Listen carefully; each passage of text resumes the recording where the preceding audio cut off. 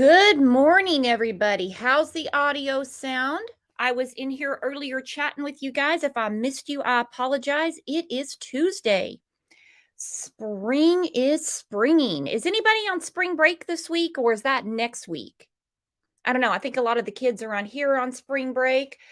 This weekend, we spring forward. Who's having a birthday? Whose birthday? Yesterday was Elaine's birthday. Thank you, Dolores. Who is having a birthday? By the way, Kat, thank you so much for the super sticker. Christina said next week for her. Connie's birthday? Connie, how young are you, my friend? I don't see where Connie's even in chat. Is Connie hiding from me? Connie, you don't have me blocked, do you? I don't see Connie. The hell is going on? Well, it's Connie's birthday. Let's take a second to tell Connie happy birthday.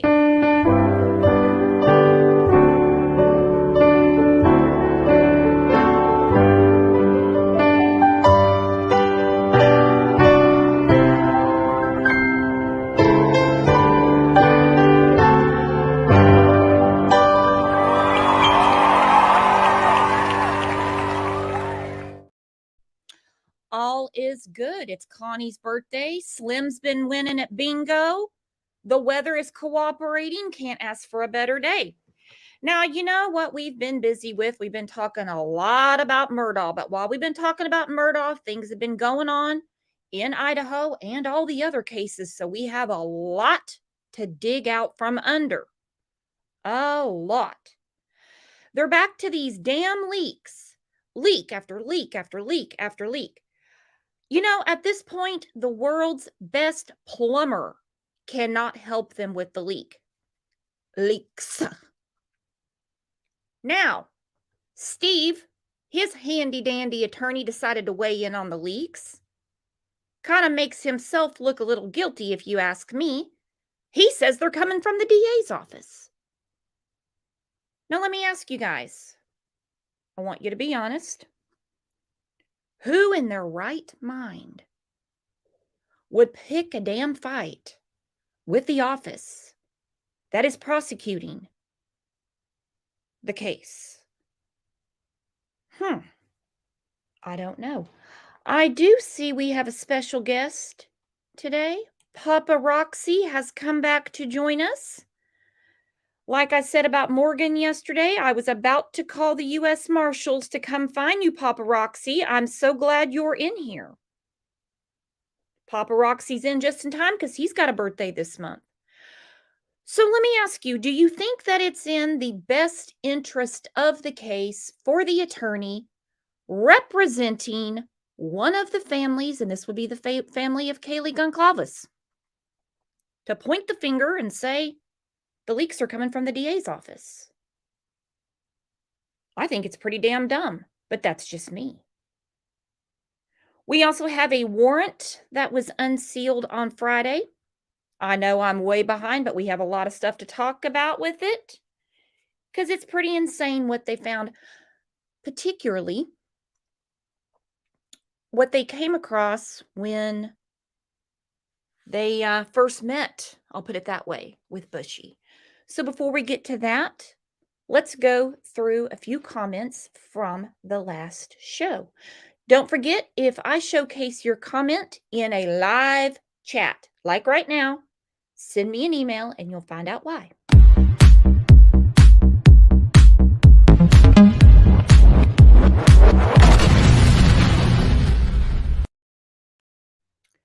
All right, Trinity said, this confirms Bushy as an incel.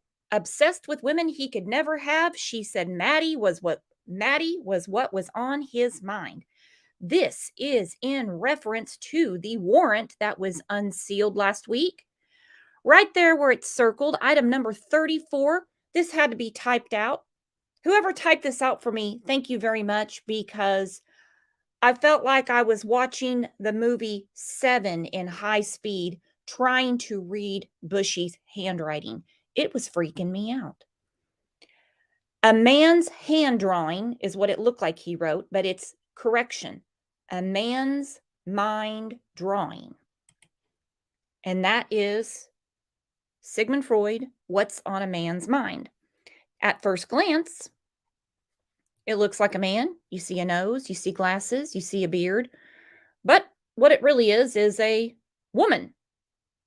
The nose is a woman's leg. Now, that was taken in with the warrant. Um, I don't really know why this was taken in with the warrant. I don't think this is what they were there to find, but it is listed on the warrant sheet. Welcome, welcome. It can't get any effing weirder, okay? We're going to come back to this. All right, Saffron said, she said, caught this late, Brooks, but my 2 cents. Welcome. I love comments. You know it. So if you catch this live or on the replay, let me know what you think. She said, I do think the house should be leveled. This is in regards to our conversation about how they're going to tear the house down. It's going to be a memorial site for Ethan, Xana, Kaylee, and Madison. My thoughts were, don't touch it till after trial. Some people think I'm being a little silly, but that's just my thoughts. Anyhow, Saffron said, I do think the house should be leveled. She said, let the girls go to heaven already. She meant Ethan too. Ethan's in there. She said, they're already there, but you know what I mean. She said, however, not until the trial is over or until, hopefully, a prosecution. With an ace up its sleeve, meaning you can't appeal it. She said, and turn on the loud music before and after of sorts. Because also in that show, we were talking about how odd it is that all of these noise complaints were called on just that house. It's a very noisy street. It's, from what I'm understanding, it's a Greek row. People that live there that have been down there have said there's music going all the time. Why just that house? I like her idea. Sure, tear it down. After the trial, get it done and over with. Make sure you know that you have the right guy, of course. Blare that music. Play that funky music, white boy. Mama Bear, member for 2 months, just said thank you for everything. Thank you, hun. Fine Art on Fire said, in order for a slander case to actually win, you have to know the info is false and intend to harm the people you speak of. So this weirdo has no foundation to sue you for saying he is lying. This was in reference to crazy ass Justin, who made up a horrific lie about the chief of police, the chief of police wife, about Dylan, as if Dylan needs any more attention coming her way. And he made some remarks that anybody that bothers him or calls him a liar, he's going to sue them, and that his attorney is going to charge them. Attorneys don't charge shit except for a lot of money per hour. Prosecutors' offices are the ones that do the charging, okay? Justin didn't do well in school. But Fine Art is just, he's exactly correct. This dude can't sue anybody for anything. But I hope he's getting sued. He knew damn good and well he was lying. He knew that the chief of police was not in jail, not being held by the feds. The FBI didn't bust in his house. He knew he made that up.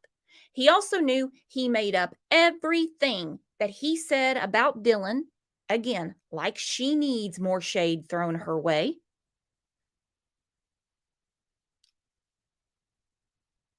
Because he doesn't know her. He does not know her. So I hope his ass gets sued. Fed Up says, wonder whose idea IDs they found. This is in reference to the search warrant that we spoke about over the weekend back and forth. And I wonder whose ID they found too. Plus, amongst other things. Amongst other things. Now, backstage, I have a special guest today. It's our friend John, who is doing, I'm going to say it right now, the Lord's work in the Alana Raffield case. Some of you have been in the lives for Alana Raffield. The last one, the most recent one we had, John was on panel. He agreed to come on and shoot the bull with me about some other cases too, but his main focus is definitely Alana Raffield. If you miss those lives or you just want to catch them again, they're posted on the channel. Please check them out because there's a lot of things happening in that case. Let's say hi to our friend John. Hello, John. What's up? Hey, it's good to be here, and thank you for mentioning the Alana Raffield case. I was going to mention it, but you've done that, so we could just jump into bushy, probable cause, leaks, whatever you like. Well, let's start with leaks. How big of a problem you are in the legal world? I am not. I don't even Google the law. Okay, you guys don't get the Google BS from me up here, but you are in the legal coliseum, I will say. How hurtful is it to a case when a judge, and the judge gets what the judge wants, when the judge says STFU, here's a gag order, yet leaks are coming out? How harmful is it to a case? I have been in a case. It was years ago. It was a decade ago, and there were allegations of leaks, and it generally only happens in high-profile cases where leaks become an issue. I can think of ways that leaks become an issue in low-profile, shall we say, low-profile cases, and that might be if somebody somehow gets their hands on a probable cause affidavit, even one that's public. Like, for example, the Hennepin County prosecutor will post their charging sheets on their website, and it's been known to happen where people involved in the case who actually read the internet or whatever, they'll get their hands on this and they'll say, hey, look, so-and-so is a snitch. Here's the evidence that so-and-so is a snitch. But that's not really a leak. That's somebody that is using what is public information, and they get their hands on it, and it starts changing the posture of witnesses, for example.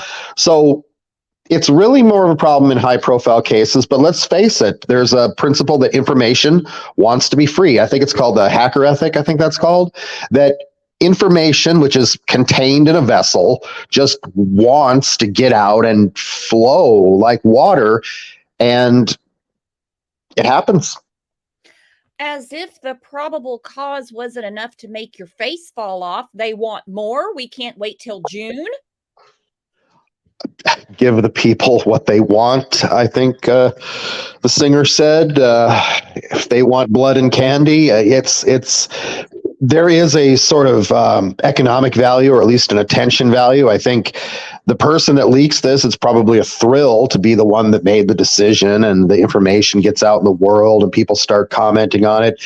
And there are people that will pay for information. Again, information just wants to be free. Like possibly, and I'm not making any accusations. Possibly you mentioned the economic value, like let's say News Nation. If they've ran out of things to talk about, we know there's no lack of beige clothing in Ashley Banfield's closet, but let's say they run out of things to talk about and they could possibly be behind a leak. Is that what you could be saying? Well, there is a thing called checkbook journalism, and mainstream journalists, ethical journalists, do not engage in checkbook journalism. They do not pay for information. There is an ethical line, like what if you buy somebody lunch and you talk to them? Have you given them an economic value? However, certain publications, your more tabloid-like publications, will openly and straight up engage in checkbook journalism. They will pay for information. So it happens. It happens at the level of the entities that will, in fact, pay for information. Like the Daily Fail, the Sun. I kind of wonder about People magazine sometimes. I really do, because Well, I mean, if it's a celebrity, you can actually sell the rights to your wedding to a particular publication, and woe be upon the person that leaks it to another publication when a deal was made. Information wants to get out there. It wants to flow. It's very hard to contain it. I'm surprised they're containing it as well as they have. As much as people are upset about the leaks, this is a relatively small amount of leaks compared to what is possible. Yeah, because we've seen other cases in my lifetime, I can't speak for you, to where by the time they got to trial, it's like, we already heard all this. I mean, the O.J. Simpson trial, and I would say Casey Anthony, were freaking wild. We knew what was going on before the judge even sat in the chair.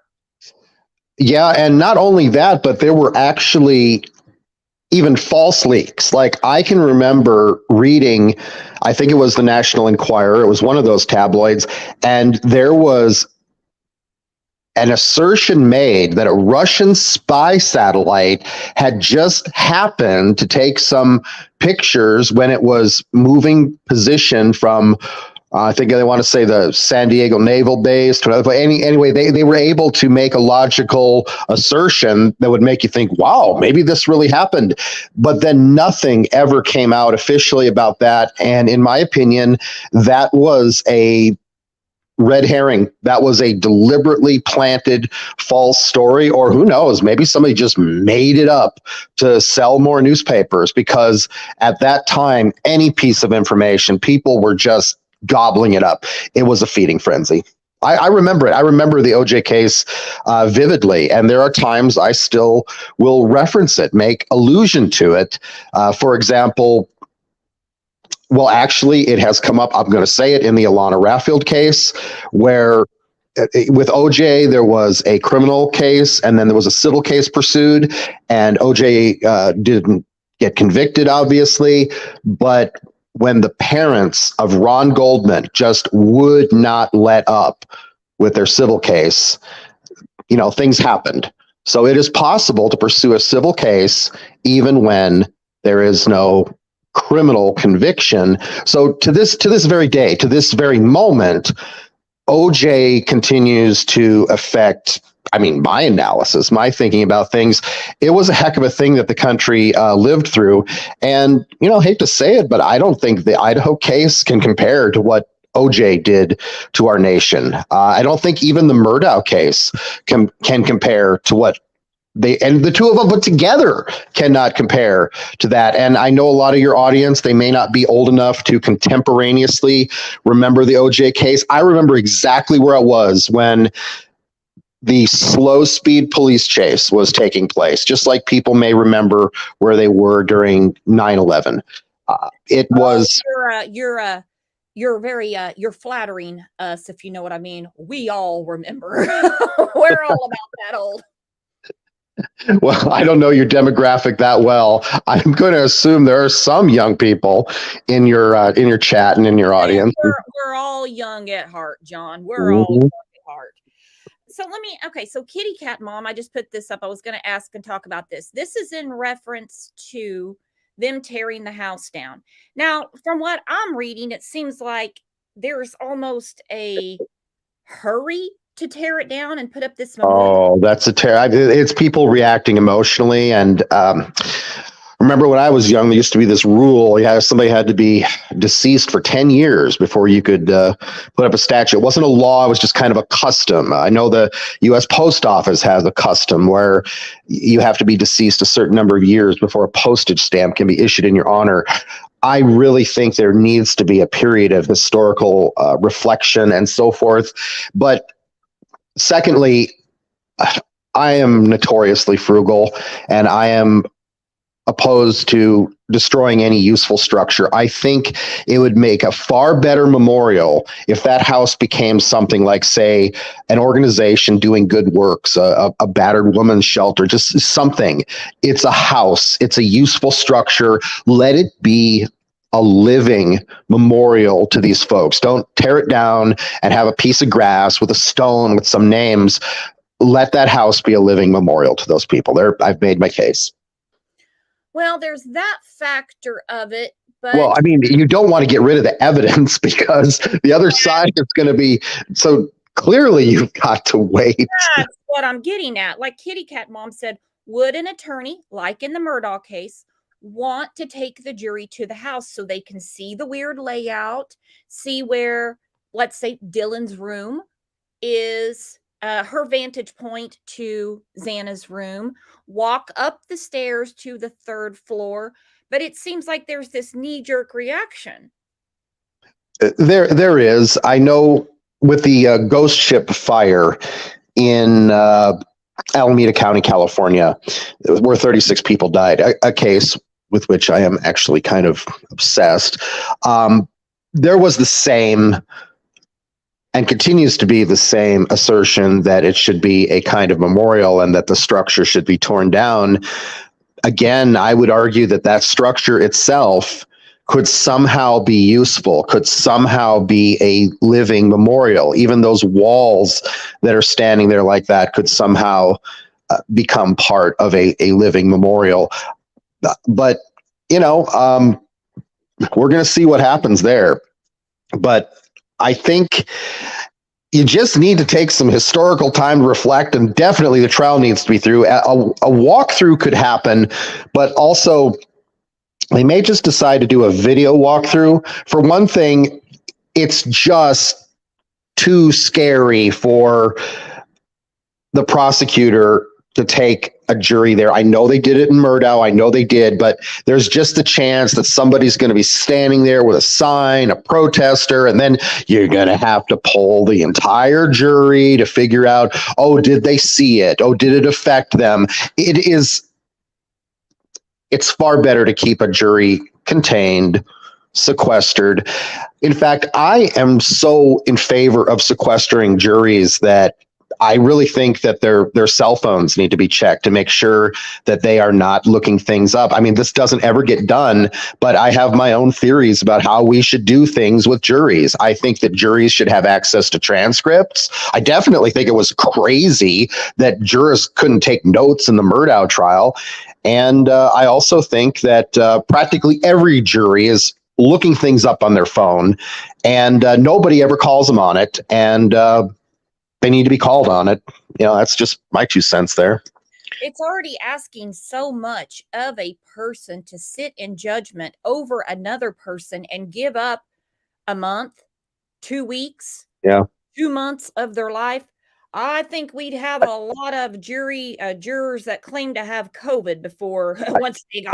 I can agree to some extent with the comment that's up right now. Savage does true crime.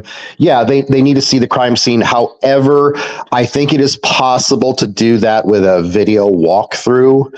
And actually, there was probably video made during the initial investigation. There's probably body cam video for days. So yes, it is a weird layout, and I could concede that a walkthrough would be helpful. I just think the possibility of people standing there with signs or judges, well, I know, district attorneys, they like to control juries. I know, like with Murdaugh, they said they were going to lock down the scene. The jurors can't see anything. Well, no, you can't lock it down. There was people standing outside streaming on their YouTube channel.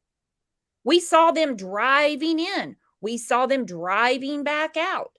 So I don't think it's impossible. I mean, they can. Social media is ubiquitous, and one of these days, somebody is going to be releasing footage or audio of jury deliberations, and then the S word is going to hit the fan. It's just the utter ubiquitous of recording things and broadcasting things and putting things on TikTok. You can't get away from it. I actually am reminded a little bit of the Britney Spears song. Where the family members are fighting and they're like, "I'm pretty sure you're recording right now for your podcast." It's happening all the time. And what are you going to do? How are you going to control it? You can't. So when they say, "Oh, we're going to clear the area," the hell you are. What are you talking about?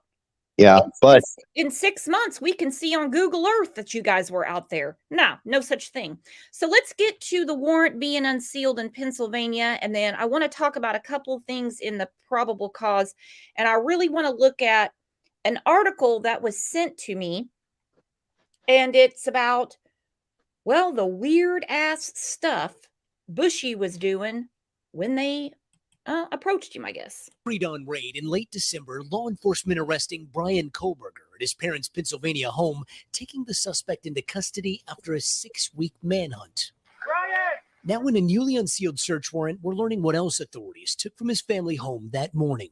Among the items, a flashlight and medical gloves, an assortment of clothing, including a black sweatshirt and black and white Nikes, and a cheek swab, presumably for the suspect's DNA. According to 2 sources familiar with the investigation, NBC News learned. All right, cheek swab, no surprise. Of course they're going to get his DNA. The only person that's upset about this would be Jeremy Sue, because he had to beg them to take his DNA. So, of course, they're going to get his DNA. The Nike shoes raised a few eyebrows because we've been hearing about Vans all this time. Medical gloves and an assortment of clothing. The black sweatshirt possibly came from Marshall's. You know, we found a receipt from Marshall's. We found some Walmart stuff. That could be the clothes. I don't know. If you guys are having a volume problem, are you having problems hearing or hearing too well? I see Avery's asked about volume a couple of times.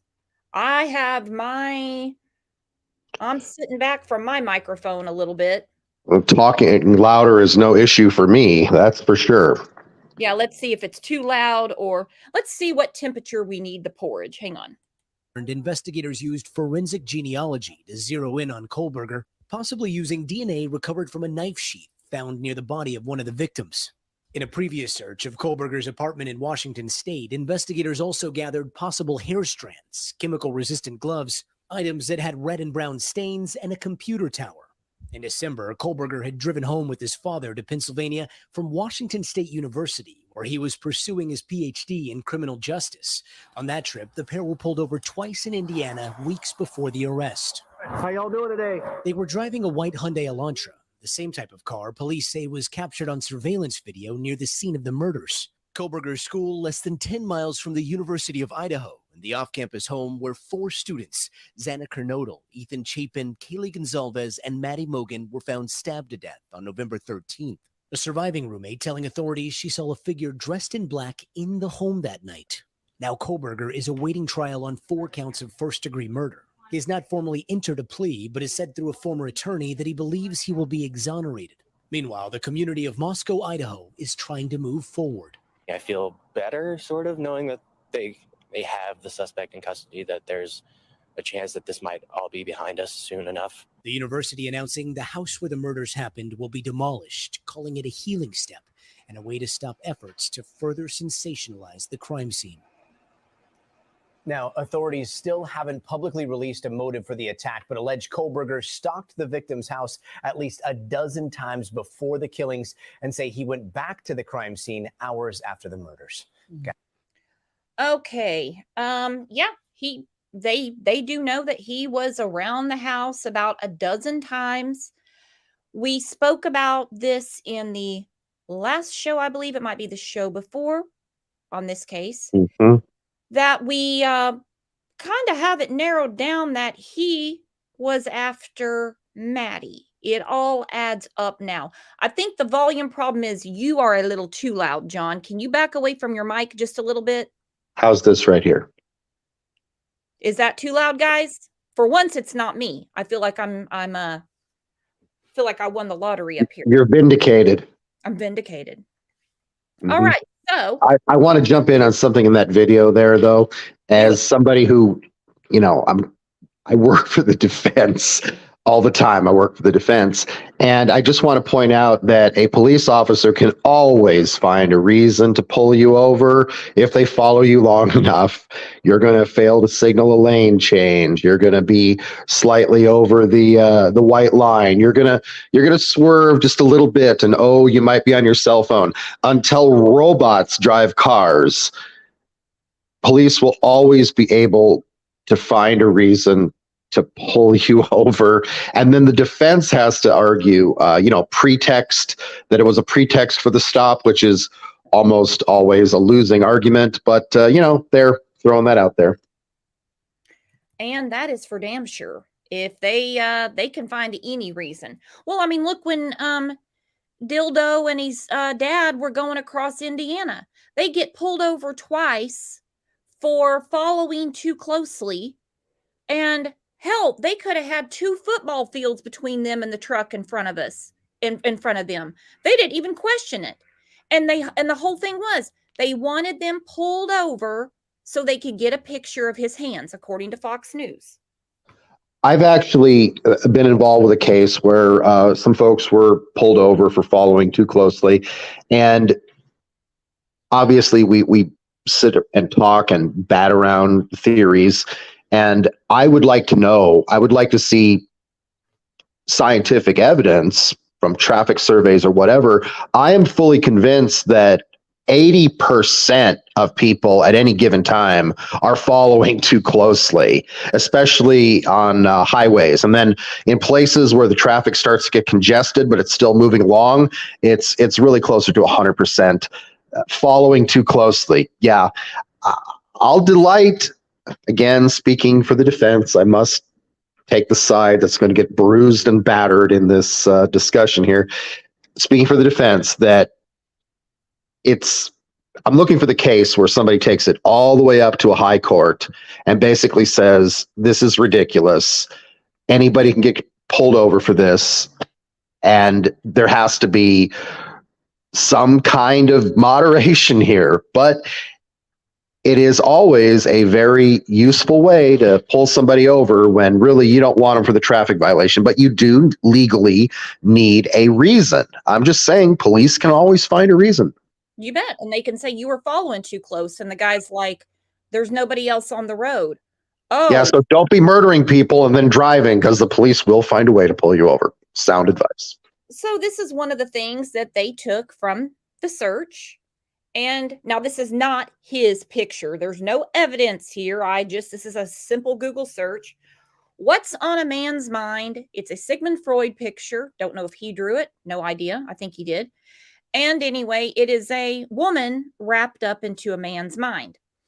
Now, a lot of people say, well, this proves the whole incel thing. And then some people say, this proves that, well, not only is he creepy AF, he was there for one of the girls, most likely Maddie, till his plans got foiled and he had to take, in his mind, 3 other people out. I just think it's creepy as hell that that's one of the things that they took. Was this in his pocket? I mean, was it just laying next to him? Did they in other contexts that a bachelor party or whatever, that image might be funny, might be a commentary on human nature. It's odd because in my notes here, I actually have something about Sigmund Freud. Let me jump to that. Freud talked about the id, the ego, the superego, that everybody has 3 personalities. And let's just review. The id wants to be a party boy and drink and have fun all the time. Okay. The superego is the organized, has a conscience, has big goals in life. And then in between, there's us most of the time, the ego. We're mediating constantly between the id and the superego. Now, with serial killers, it's been said there's an organized personality and a disorganized personality in the same body, which roughly correspond to the id and the superego. So it's the disorganized personality that wants to go into the Chi Omega sorority house in Florida and kill somebody with a tree branch like Bundy did. And then it's the organized personality that goes in an alley and picks up Georgiana Hawkins' earring right at the crime scene while police are present. That's the organized personality that plans and cleans up and covers up. And so, yeah, Freud comes into all kinds of things. Freud is groundbreaking in that way. So, let's talk about Bushy. Like Kamari said, Freud was like that about sexual repressive thoughts. I have a feeling, I don't know how many of these shows on this channel, don't care about other channels, you have looked at, watched, listened to. I put a video up about a date that Bushy was on. He met this girl on Tinder, and it was awkward as can be.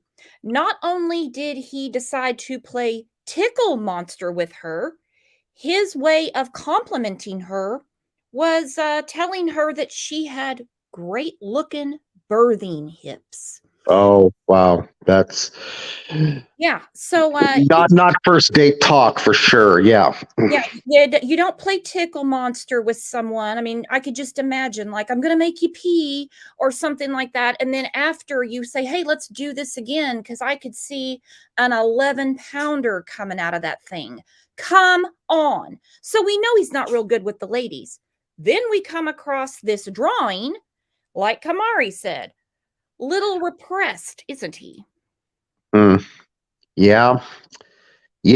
And, I'm going to say some stuff about incels, and, maybe this will be unpopular. I don't know. I'm going to throw it out there, but I can't help but be reminded of the Rolling Stones. I'm going to quote from their song, Paint It Black. I see the girls go by dressed in their summer clothes. I have to turn my head until my darkness goes. If you think those bad thoughts, you should not act upon them.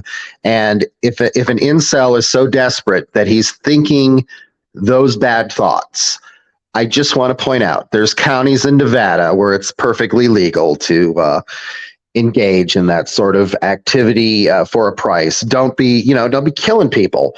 And it's just awful. It's awful what happened, and it's awful that incels just brood and then ultimately act upon their dark thoughts. Thinking dark thoughts, you have to think better thoughts, and you have to deal with your issues. And it's unfortunate. I think this guy was just wired wrong from birth. Got a screw loose, as my parents would say, and. But I don't think this was the first time he killed. I want to throw that out there. That, again, bringing up Bundy at the sorority house at the end of his murder spree, this seems like something that would happen at the end of a murder spree. Maybe he was after one of them. He had to kill 3 other people. Okay, yeah, it's possible. It's possible this is the first time he's killed. But I would like somebody to be investigating every one of his credit card transactions, his movements. I think they need to practically have a task force, because I just have to wonder if he could be associated with other murders and disappearances. Because to me, what happened here and the planning of it and so forth. Yeah, okay, he screwed up. He got caught. He sure did. But I just have to wonder if there's others. And the only way to find that out is to look very deeply into Bushy, just like people are looking very deeply into the Murdochs right now. Mm-hmm. Well, because there I get a Murdoch homage. I threw that out there too. What are the odds? And you always work for the defense, and you're going to talk about that, what you would throw out. Well, we'll be on the offense when we're suing somebody civilly, that's for sure. But yeah, I work for some of the finest defense attorneys in Oklahoma. I have seen, after a 5-year battle, I've seen clients walk away. I like to think that those clients did not belong in jail. There's a lot of extenuating circumstances, but yeah, working for the defense, here I am. I work for the defense, and that's going to allow me to analyze things in a way to try to find those loopholes. And I'm happy to do it.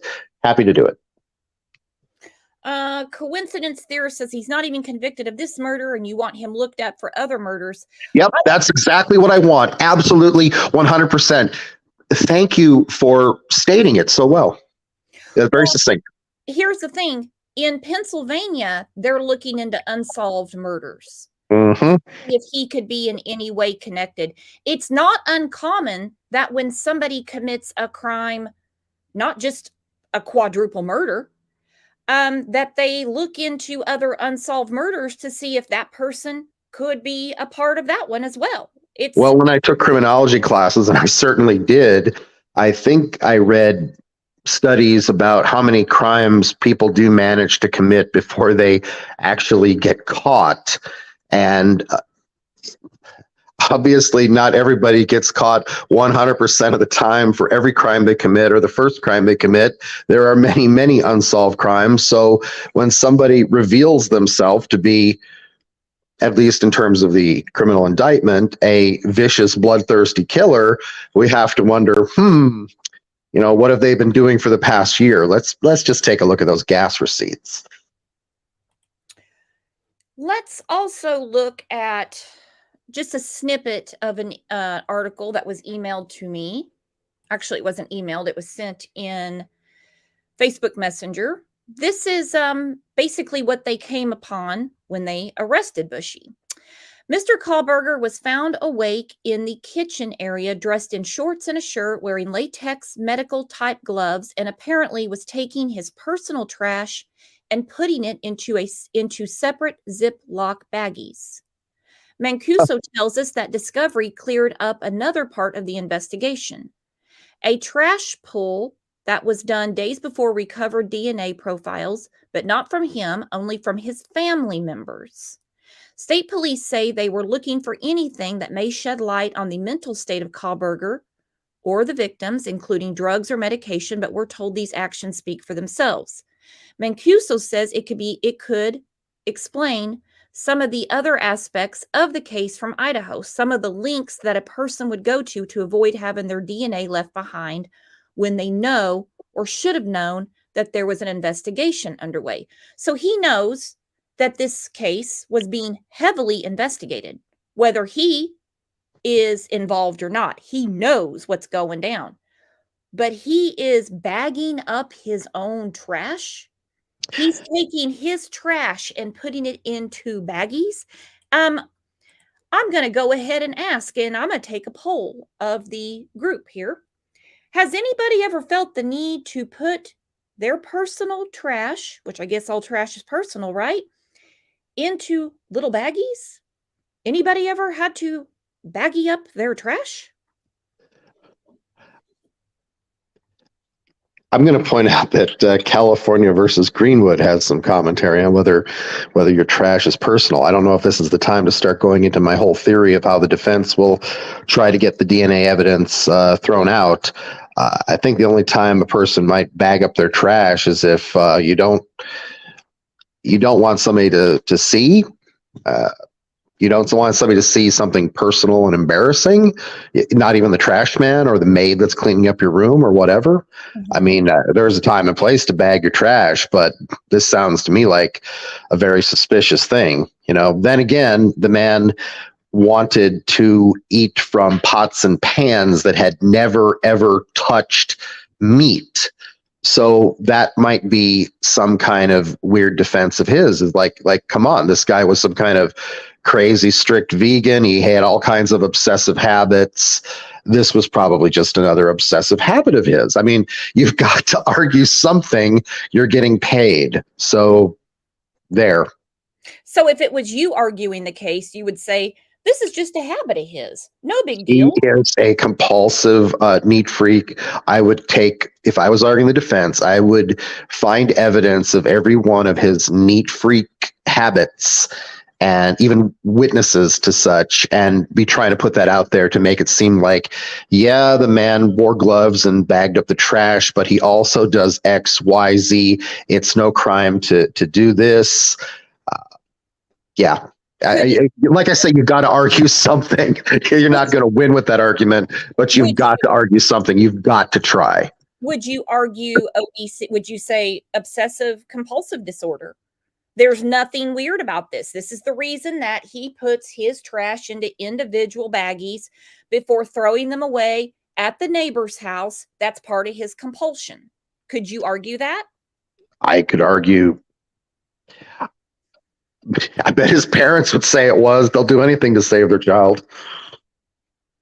I mean, you can't knowingly put false or perjured testimony on the stand, of course, but I would observe, if I was in the defense chair, that parents will say anything to save their child, and once they're saying it to you, you may not want to question it and tear it apart and reveal it as a lie, because you've got to put up some kind of defense.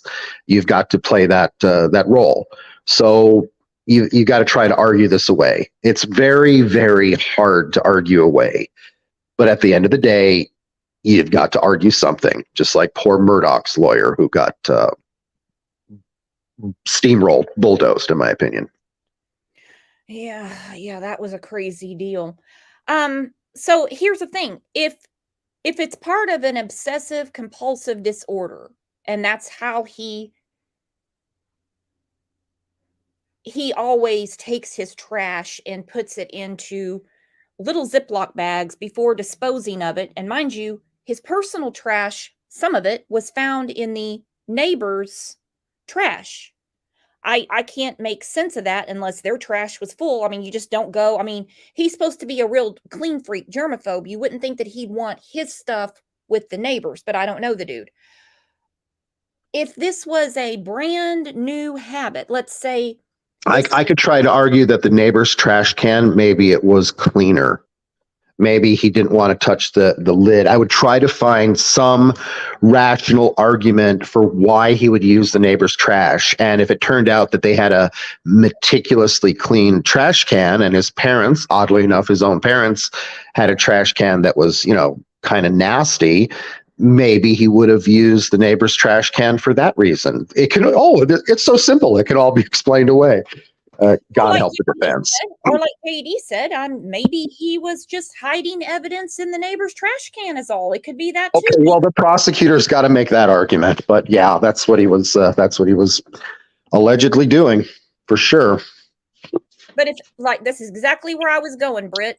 But if he wasn't bagging his garbage up like that before, if this habit started, let's say after the quadruple murder in Moscow, Idaho, it may not be part of any sort of OCD. It might be him covering his ass.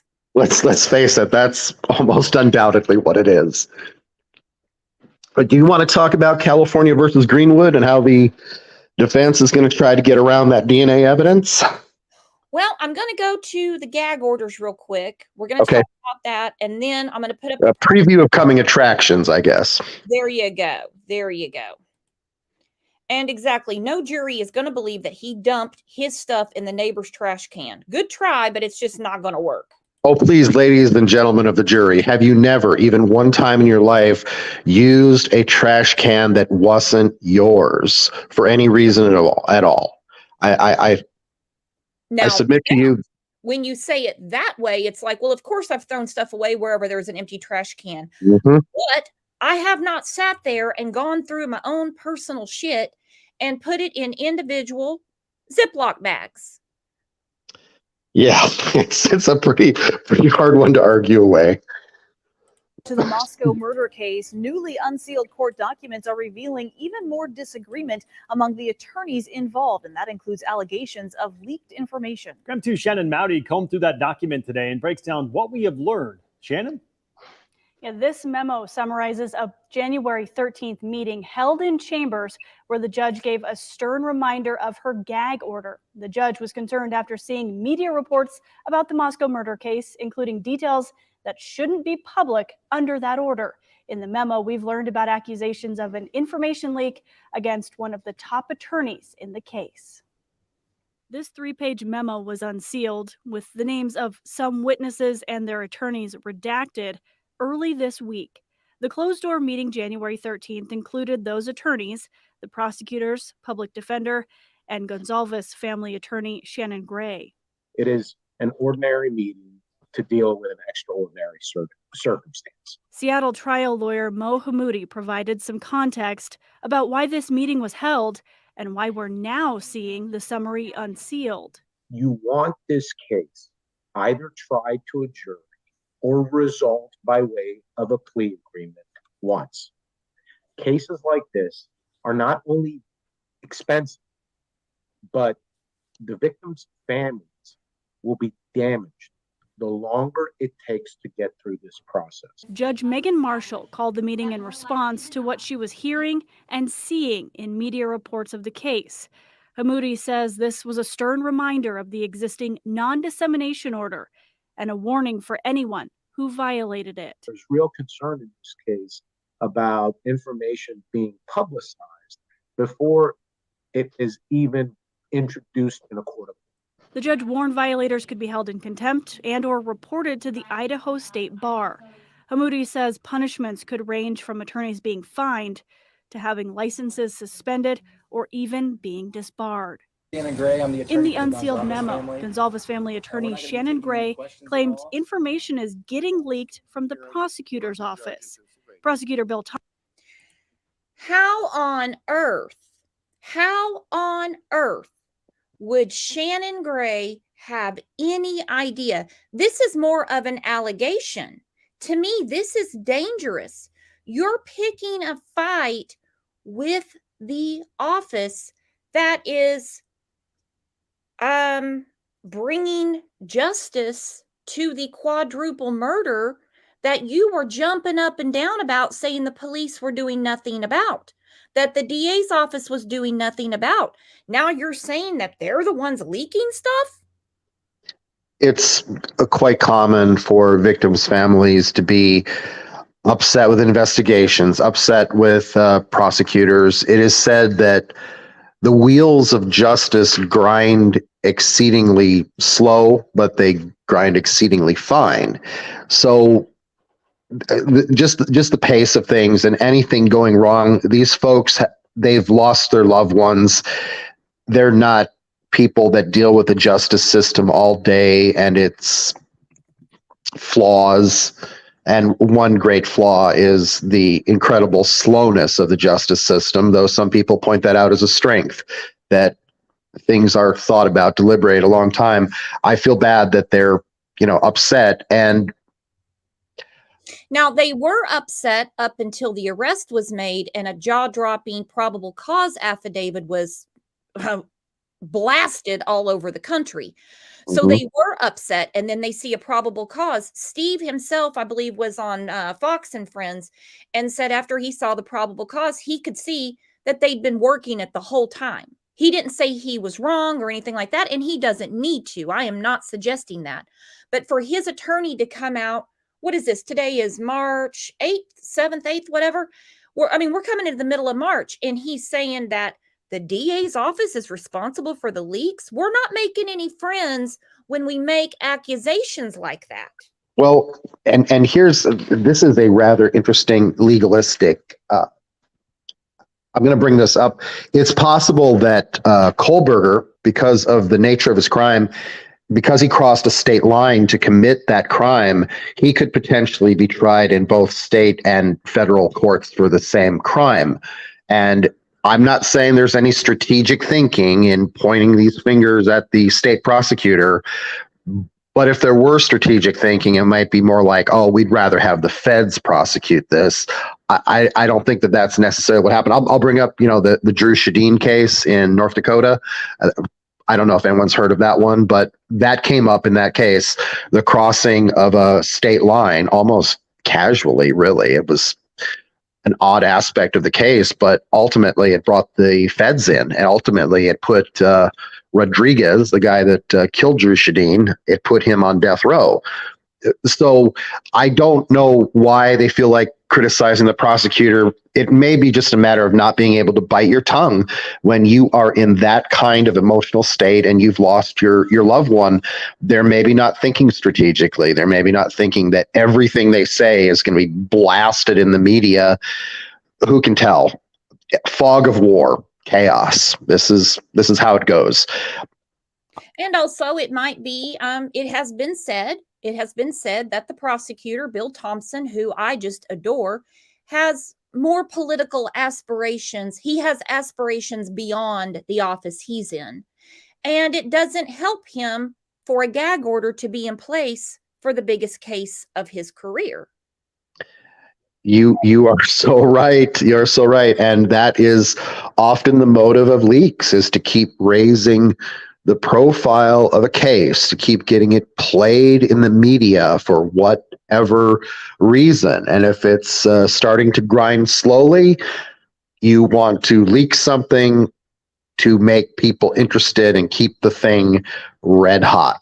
That is a motive, and that may be why the parents, or whoever, would point a finger at the prosecutor, because they sense that motivation, or they suspect that motivation. This is what happens in these cases. There are leaks, there are fingers pointed. This is the battle. This is it right here.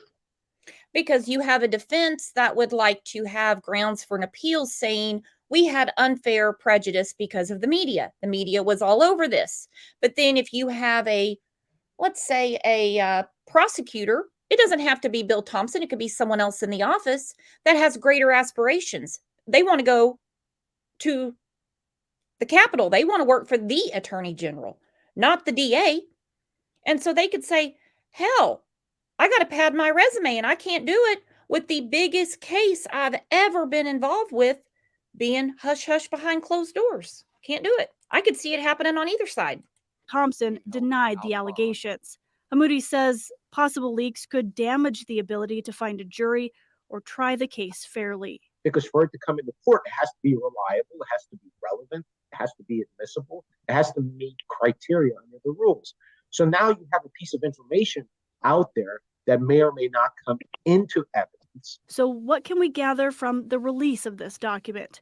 Hammoudi says it shows the judge and attorneys are committed to protecting this highly publicized case, pointing out Thompson and Brian Kohberger's public defender, Ann Taylor, signed off on unsealing it. It speaks volumes, because they're interested in making sure that the integrity of these proceedings are protected. It's clear. Okay. I'm laughing a little bit at the idea that it would be hard to find a jury. Of course, have you ever heard of a single case ever where they said, well, heck, we just can't try the case because we're just not going to be able to find a jury? At the end of the day, they're always going to find a jury. And believe it or not, there are people, possibly even right there in that county of Idaho, who don't really pay a lot of attention to current events. You get them on a voir dire panel, you're trying to pick your jurists, and they'll be like, yeah, I saw something about the name while I was in a bar. It was on TV while I was ignoring the news and wanting to watch a sports channel or a soap opera or whatever. I mean, there are people who do not follow current events, and at the end of the day, they're going to find a jury. Yes, these leaks make it more difficult to find jurists that have not been exposed to the facts of these cases, but let's face it, it's just cumulative. The media is reporting on all aspects of the facts of the case. So how exactly is it just one more item in this vast amount of media coverage? They will find a jury some way, somehow. Absolutely. And, there's a ton of those people, believe it or not. I don't understand them. I'm a very nosy person. I have to know about everything. I'm always reading something. I'm like, what? I'm going to go read about that. Are you kidding me? Doesn't mean that I'm going to remember it tomorrow, but I'm going to, itch my curious scratch, if you know what I mean. I know exactly what you mean. I can't get enough of current events, and I love to speculate on what's going on next. And every now and then, something. Okay, the ghost ship fire in Alameda County, California, or the Murdoch trial, or whatever it is, will capture my interest. And it's like, oh, I want to work, but oh, I also want to watch this on TV. And cases like that, they come along. And this is one of them. Obviously, there's a lot of people here that are interested in this case. Yeah, but there are going to be people, like you said, within that county that are like, they purposely do not watch the news. In the last few years, there are a lot of people that are like, I'm not wasting my time watching NBC, CBS, ABC, piss on social media. I don't have time for that crap. I don't care who is eating what for lunch. I don't care about that stuff. And it's all lies anyway. They honestly they've heard about it. And also, some people just don't care. They're like, sad for you, but I got my own life to live. And when they get that jury in there, even the ones that have seen media coverage, have even watched media coverage, they're going to ask them, well, do you think you can put all that out of your mind and be a fair jurist and hear all these facts? And they're going to solemnly nod their head and, by golly, we're going to put them on the jury. And then, as I have asserted, in the dark and dead of night, they're going to be scrolling on their phone and looking up everything, and nobody tries to control this ever. But yeah, sometimes they do sequester them and take away their phones, maybe like while they're deliberating, but not during the 6 weeks of the trial or whatever it might be. So they're gonna find a jury. You know, people that wrote the articles themselves undoubtedly will not be on that jury. People that work at the news stations may not be on that jury, but even people that do read the media who have read about the case, if they can say that they'll be fair-minded, they may find their way to that jury. We had this discussion several shows ago, and it was about another case that we talk about on this channel often, about little Summer Wells. And I had seen some comments in other areas where people are like, well, the whole world knows about her now. And I had to say something on the show. I said, you realize that if I go to my grocery store right now, I live outside of Tulsa. And if I go right now and if I just bump into somebody and we're making small talk, and if I said, I wonder if they're ever going to find Summer Wells, I said, odds are this person is not going to have any idea what I'm talking about. I had to tell my own sister what the Murdaugh trial was. There you I go. mean, she had literally not even heard of it. Now, I'm not saying that she doesn't pay attention to current events. She is obsessed with Ukraine and will send me 12 TikToks a day, and we'll sit and discuss what's going on around Bakhmut, but had no idea what the Murdaugh trial was. So yeah, they will find some jurists that either do not know or can solemnly nod their head and say they'll be fair-minded despite the media coverage that they've seen. Or they don't care. All right, so we heard, okay, Shannon Gray is pointing at the prosecution. He's saying that they're the ones that are doing the leaking. It's them. Now, he was accused. He's been accused of being the leak. All right, which I could kind of see it in a way. But now they say that Bushy's defense, they're fighting like hell to make sure that gag order stays in place. I can't make sense of it, but here we go. In the Idaho murder investigations, defense lawyers for the accused killer are fighting to keep that gag order in place. Brian Kohberger's defense team filed the opposition with the Idaho Supreme Court yesterday. The gag order claims restrictions are needed to protect Kohberger's right to a fair trial due to, quote, twisted media coverage. The move came days after 30 news organizations asked the court to overturn that order. The lawyer for the News Coalition I just had to say this. Twisted media. Are we in the twisted or the untwisted media coverage? I just want to clarify. I don't know. We're kind of unbiased spectators, I guess. I don't know. But News Nation has made a Thanksgiving picnic out of this, okay? And they're the ones reporting twisted media coverage. Twisted. Love it. Argues the order violates the right to free speech. It also prevents the victims' families from having attorneys speak to the media on their behalf. The attorney for one of the victims' family filed a separate motion to clarify the gag order because they say it's too vague. Meanwhile, we are getting more clarity on what exactly police found when they arrested Kohberger at his parents' Pennsylvania home after authorities unsealed several warrants this week. A Glock 22 handgun with 3 empty magazines, a knife, and black gloves were among the dozens of items taken in connection with the stabbing deaths of those 4 Idaho college students. For a deeper look into what these latest developments mean for the case, we're bringing in former FBI Special Agent Jennifer Nope, we do not need any but her 2 cents on what they found. It looks bad. It looks worse that when the powers that be go to the judge and say, "Can you sign this?" It's, We I need, can see both sides. I can see both sides here. The defense doesn't want their client tried in the media, especially with the overwhelming evidence of guilt. Let's just say it. But it is shocking that these victims' families would not only have their loved ones taken away, they would then have their right to free speech taken away. I'm interested to see what comes of that fight over the gag order. now, my understanding of it is, and I'm not a lawyer, is that the families can talk about their children whenever, however they want. It's the people that are involved with the case, the DA, the police, the prosecutors. It's them. The families can talk all they want. I guess what happened in my mind there is I see the lawyers as synonymous with the family because they are their advocates. And so the families are primarily going to be speaking through the attorneys. And the fact that those attorneys cannot speak, cannot advocate for those families, it's outrageous. But as officers of the court, you got to do what the court says, and the court is saying you gotta zip your lip.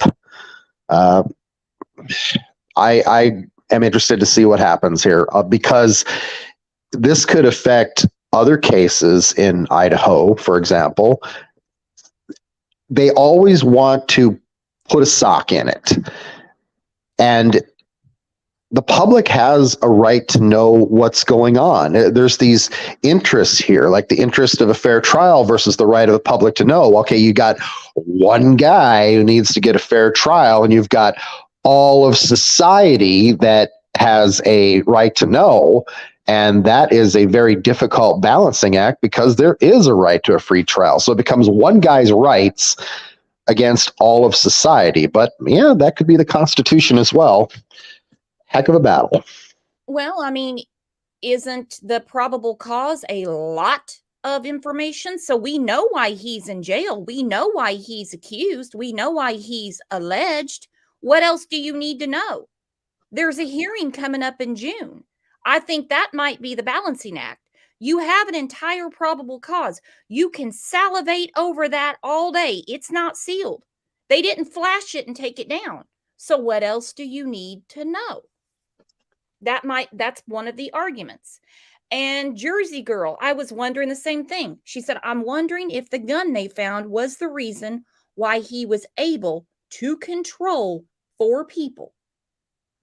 We've often wondered, how could he overtake 4 people? Dylan in the probable cause does not mention seeing a gun, but she doesn't mention seeing a knife either. She mentions bushy eyebrows. So I've got the probable cause on the screen. There were several points that you and I were going back and forth over, but mainly what you, working for the defense, if you were working for the defense, what you would argue, what you would have thrown out. Yep. Well, let's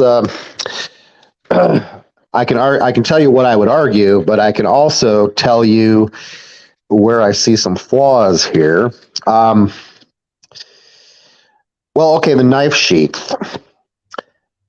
I think that the fact that it's a Marine K-bar, I am just very interested in that, why he chose that particular knife, because it has a tendency to not stay sharp. That is a known flaw of the U.S. Marine Corps K-bar. Also, does that go with his personality? When I try to picture him with a knife, I picture him with a veggie knife. I even picture him with a long fencing sword, but somehow that knife, it is far more masculine than he is. Why did he leave the knife sheath laying there? That tells me that he didn't have the knife sheath on his belt. He had it in his hand, because if he had it on his belt, like a real man, oops, did that come out of my mouth? if he had it on his belt, he never would have left it behind. So, are you laughing? Were you muting your laughing just now? No. I don't know what that was then. Okay, so Well, it's rumored that it's his dad's knife. His dad's knife that he may have given to the son as a gift, and look how he turns around and uses it. Yeah, it could have been a knife that had some kind of meaning. It's a terrible thing there. I tend to think that it was an accident, that he got excited with the killing and he laid it down, perhaps intending to come for it. If he had gone into the room and started his killing spree, he perhaps laid it down, and then he's doing more killing and he's excited and he just plain forgets the thing. It's a huge flaw in what he did, and that's like the disorganized versus the organized personality. The disorganized personality just slashes and kills and gets excited. The organized personality takes care of not leaving things behind, and unfortunately for him, his disorganized personality made a grave error there. In fact, it's clearly the DNA on the knife that just damns him. Yeah. But it's not, we don't know anything. They haven't found the knife. We don't know if the search warrant in Pennsylvania is the knife or not. I'm going to guess we no. do not. We do not. And his DNA is on the snap, the sheath that was left on near Maddie. What would you do about that? How would you explain that away? There's a sheath with his DNA next to a victim. You cannot explain it away. And therefore, when you can't explain it away, you have to try to get the evidence suppressed. So do we want to go into how we would try to get that evidence suppressed right now? Or we want to go through more of this affidavit? How would you get it suppressed? Okay, well, it's a rather complex legal argument, and I know I sent you the article when we were talking before, and I referenced California versus Greenwood. I'm going to reference an article here. The name of the article is How Surreptitious DNA Sampling is Knocking on the Supreme Court's Door. First, let's talk about California versus Greenwood. Why is it that the police can go through your trash and they don't need a search warrant? Well, it's because of California versus Greenwood, where they decided that your trash left upon your curtilage, that's one of those 50-cent legal words. It basically means your yard, the area surrounding your house where you believe you have privacy, or, well, actually, curtilage is something different. It's garbage in a public place for public pickup that has no expectation of privacy. You have no expectation of privacy in your trash left for trash pickup. And ever since it was the 80s when California versus Greenwood was decided, so that's why the police can just go through your trash. But DNA technology is on a collision course with this ruling, because it's possible to take a person's entire genetic code and get it from their trash, get it from a seat where they have been sitting, and you can do everything with that. You can find out their entire ancestry.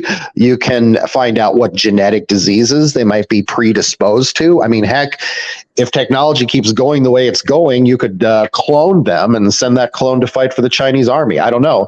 So there is this collision course. So what I would do is I would have to argue somehow that he has an expectation of privacy with his DNA, even when it's in his garbage.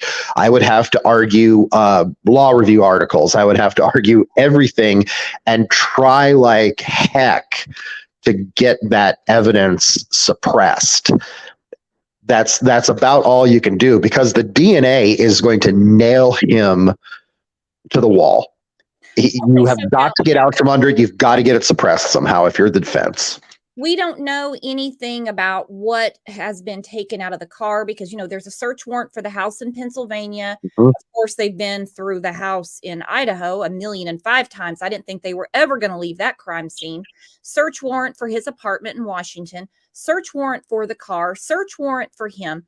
So Yah has a question. Garagos was talking about this a few nights ago. I was going to get your take on it and everybody in chat. Why is the touch DNA so controversial? Ah, yes, the touch DNA, because people cannot avoid shedding DNA. If somebody is called in to talk to the police and they say, I don't want to talk to the police. I want a lawyer. Well, then the police can immediately swab your chair. Let's see, that was actually a case. It's right here in this article here. Raynor versus Maryland, which the Supreme Court in 2015 declined to hear. So in that case, Mrs. J was raped in her home, could not positively identify her assailant, but she did identify a number of men who could have been the attacker, including Mr. Raynor. Mr. Raynor voluntarily went to the police station to answer questions, but he refused to give a DNA sample, which was his right. Investigators swabbed the armrest of the chair in which he sat, and the DNA matched the evidence at the crime scene. Nobody can avoid shedding DNA, but nobody can avoid leaving fingerprints unless you wear gloves. I think ultimately the Supreme Court, or whatever court decided it, would come down on the side of, yeah, well, that's just life. You leave your fingerprints places, and you leave your DNA places. You've got to make the argument. You've got to try as the defense. But at the end of the day, I don't think it's a winning argument. However, it is a very well-known argument, to the point that people are writing articles about it, saying at some point the Supreme Court is going to have to take a case like Raynor v. Maryland, which they turned down. They're going to have to hear a case like that. And I don't want to pontificate too much. Tell you that what causes the Supreme Court to take a case is what we call it's when the two circuit courts, it's when two federal circuit courts come to opposite rulings. And then the Supreme Court will take a case like that to figure out what the law is, or what the law should be. And so, yeah, you got to get the DNA out. You've got to make an argument like that. Or maybe they won't, but I see it as the only way to try to win. Elliot said, sounds like a violation of the 4th, 5th, and 14th Amendment. Oh, really? No. Okay. Well, okay. Oh my gosh. That is tempting. The 4th Amendment, you have the right to be secure in your person, your home. So okay. Yeah, I'll come around to that. An argument that being secure in your person means nobody should be able to come and just take your DNA and convict you of something because, heaven forbid, you sat on a chair or left a napkin in a restaurant or whatever it might be. And but Brian Kohlberger would not be the case for this. He is an extremely bad case to try to make that argument. You would want a far more sympathetic client. I said Raynor. I think I meant Bushy. I think I said Raynor. I would love to see him make that argument, because he's going to lose. I'm loving the argument. I'm loving it. I want to see him make that argument, because I want to see it get knocked down, and I want to see California versus Greenwood strengthened, and I want to see crime solved. And but you have to try, and who knows which way the Supreme Court could go. Technology is definitely. It's always playing its role in these cases with the DNA. And technology is moving much faster than our justice system could ever. Well, it always is. Like with the cell phones, I'm looking at this warrant, and they're explicitly referencing historical cell site data location.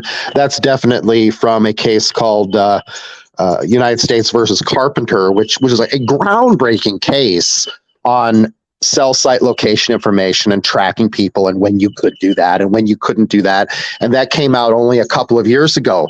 And the fact that the officer, actually, let me pull up the exact part in the warrant here where he says that.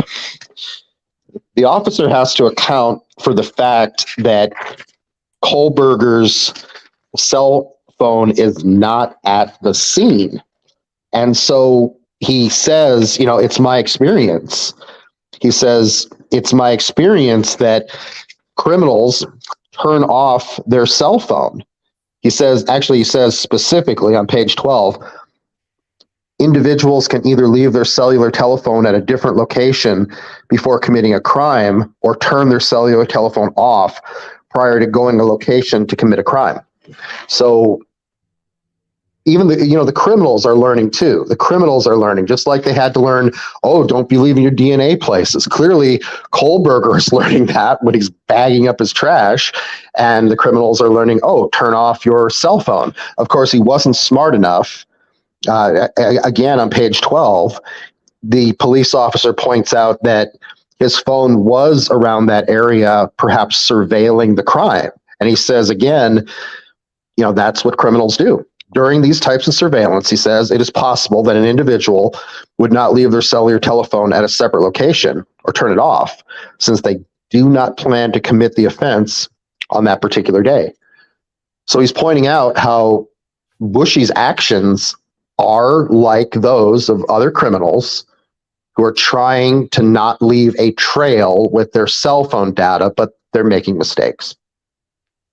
Okay, and what about this for an argument? 2 cents, which, by the way, I love that YouTube name because I'm always putting my 2 cents in on something, says the defense will connect Brian to someone in the house previous to murders. So before this quadruple murder, he knew someone in that house. Oh, my word. I would be, okay, as the defense, I'd be like, so this place was known as a party house, right? Yeah. People coming in and out all the time. Drunken college students who might not even remember being at that house. And, if Brian was driving around in that area, like his cell phone data says, it'd be like, well, could he have been looking for a party? I mean, isn't that something people do all the time? They go to that area and they look for a party that they can join. That's actually very common, isn't it? As the defense, you've got to find a way to argue about his DNA being in that house for a good reason. Of course, yeah, but it's on the knife sheath, so that's really a problem. Yeah. But you said the knife sheath you would have suppressed. All right, what else do you see, my friend? What else do I see? Let's take a look. Well, I love the way they did what they call a video canvas. And I just want to point out that if those folks at that house had a Ring camera, I don't want to be, shilling for people having Ring cameras or any other brand for that matter. But I do think cameras really give you a lot of safety. I have used them. I've had cameras that I know protect me. And I had an instance where I had a camera at my house and the camera malfunctioned because it got 30 below. This was in Minnesota. And even knowing the camera was malfunctioning, what my roommate suggested doing until we could fix it, we took a tiny little red flashlight and we put it near the camera. So it looked like the camera was live and had a red light. And that camera, we kept it like that for a long time.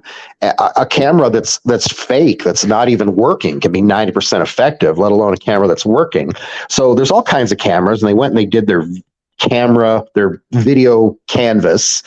They turned up all kinds of stuff.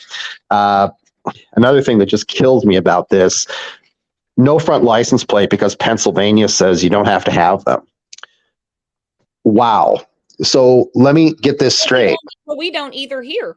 Well, okay, yeah, and I was getting around to making my criticism of Oklahoma, believe me, or any other state that doesn't have a front license plate. Like, it sounds to me from this one line that they could clearly see the front of the car at one point, and they could see it didn't have a license plate. So I'm guessing if it had a license plate, we could have almost instantly found out who that was. Probably a really strong argument for states having front license plates. I'm shocked and amazed that some states don't. Like, really? Like, people, it's only fleeing from scenes that people can identify cars that are involved in stuff. It's never a car coming at them. That's never necessary or useful. Like, whose bright idea was this? Are they trying to save aluminum or what? My 2 cents. At least for Oklahoma, just leave it the way it is. I think we pay way too much in tax and registration as it is. I will gladly pay a tiny bit more to have all kinds of crimes solved by front license plates. And besides, hey, everybody needs to go out and vote today on Proposition 820. I'm not going to say one way or another, I'm going to but be going out about 2 o'clock today. yeah, there's probably going to be, all kinds of revenue from that. No, I mean, make the same argument about, well, why should we have license tabs at all? Maybe we could not have license plates, just buy a sticker, and we could all pay a little bit less, and then imagine how many more crimes would go unsolved. But for a front license plate, this crime went unsolved for a long period of time. I'm in favor of front license plates. I'm not in favor of more taxation. I want to have my cake and eat it too. And that's exactly the boat I'm in, because anytime politicians who are just scum decides, that they're going to do something good for us, it always costs us every damn time. Ouch. Yeah, that happens. I can remember one instance, though. This is obscure, but up in Minnesota, when Jesse Ventura was governor, he instigated this thing where you could buy a permanent trailer license plate. Well, there's really no way. Trailers don't have VIN numbers or anything like that. How can you possibly tell it's the same trailer if nobody's keeping track? So, in effect, these are practically permanent license plates, if I understand it the way I think I understand it. So that was one instance of a politician doing something that didn't cost people with license plates. But yeah, they are a scummy lot, that's for sure. Now, let me Shaking my finger at them. Let me ask you about this, because I know you've been through the probable cause several times. What do you think? And I mean, we don't know because we haven't gotten anywhere near this. I've heard experts, the experts that weigh in nightly on News Nation and whoever else will put their DNA in the seat. They say that not the jury, but the defense is going to be very, very kind to Dylan. They're not going to rough her up at all. And then other experts say, oh, they're going to have a lot of questions for Dylan. They're going to have a lot of questions. Like, one, you were in a frozen shock stage, but you shut your door and walked away. You went to sleep or whatever you did. You didn't call 911. I have a theory of what happened there. That obviously there are articles, and I know you've even talked about them, saying that there's reports that Dylan thought the noise from the killings were from a party, and she even yelled at folks to keep it down. And then you read the probable cause affidavit, and it says she's in a frozen shock phase, and a person might look at those two and say, well, which is it? However, there's a way to reconcile the two. And as somebody that works in the law, that's something you have to do. You have to reconcile things. You have to take the law, like, here's the clear words of the law, and then here's your client. And it's like, well, how can I make an argument to show that my client was actually under those words? So when I look at this thing with Dylan, I'm thinking, okay, if she yelled to tell people to keep it down, and then she saw Bushy later walking toward her, she might have thought she was about to get confronted by somebody that she had yelled at. And that's why she might have stood there in a frozen shock phase. And there's a way to reconcile those actions. And of course, she was probably intoxicated, and it's no crime to be a college student at a party house who's intoxicated. Now, so as far as roughing Dylan up, I think what they'll do is they'll be very gentle with Dylan, but they'll ask these questions in such a gentle and kind tone, but they'll do everything they can to discredit her. She is the eyewitness. She is placing him. She's saying she's going to be in court saying, yep, those are the eyebrows. She is the very origin of the nickname you like to use for him here. It all comes from Dylan. Yeah.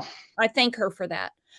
Yeah. Well, as a prosecutor, you're not going to put in a probable cause affidavit the weaknesses in your case. You're not going to say, and Dylan, who had been chugging Budweiser from a funnel earlier, or whatever it may be, whatever drink she had, wine coolers, I don't know. But you're not going to put that in there. You're not going to say she had been drinking, because it may be known to you, but your job is not to make the case for the defense. And so when they put that thing about a frozen shock phase, if in fact that was because she thought she was about to be confronted by a partier, that's very clever wording, because it's a truthful statement. Yeah, frozen shock phase, but they don't get into the whole thing. They don't get into anything other than, yeah, she was in a frozen shock phase. And it can be explained later, but up front, you need to get your probable cause affidavit. So there is some cherry picking that goes on.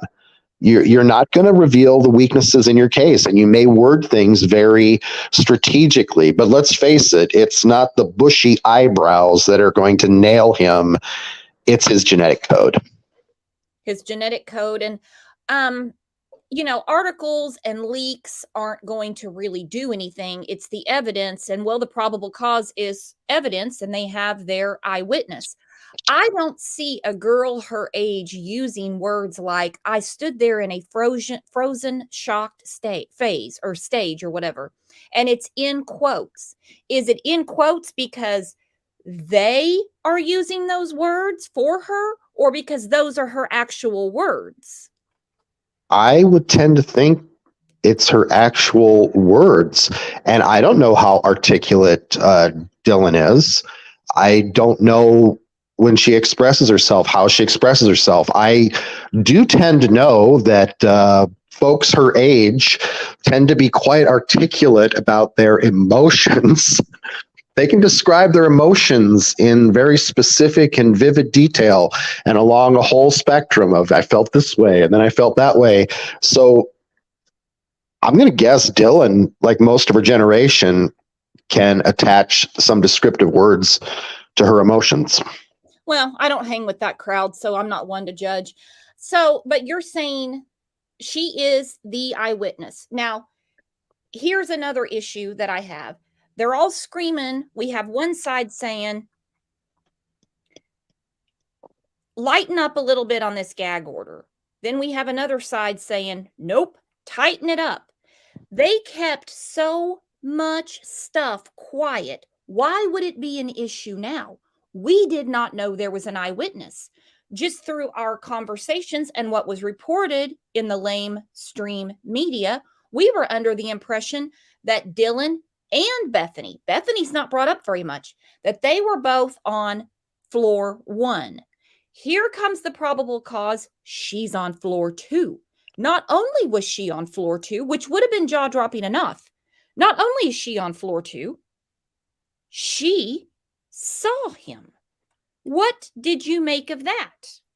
You can't unring a bell. We have an eyewitness. Thank you, Che Benet. Thank you, my friend. What I make of that is that these killings,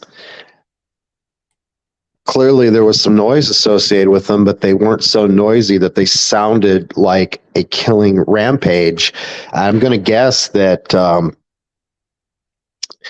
as bad as it is, that what he did is he, in a calculated way, went right for the jugular of one, and then went after the other. He probably had some moves on him there, and the fact that he could take out 4 people and one of them a male.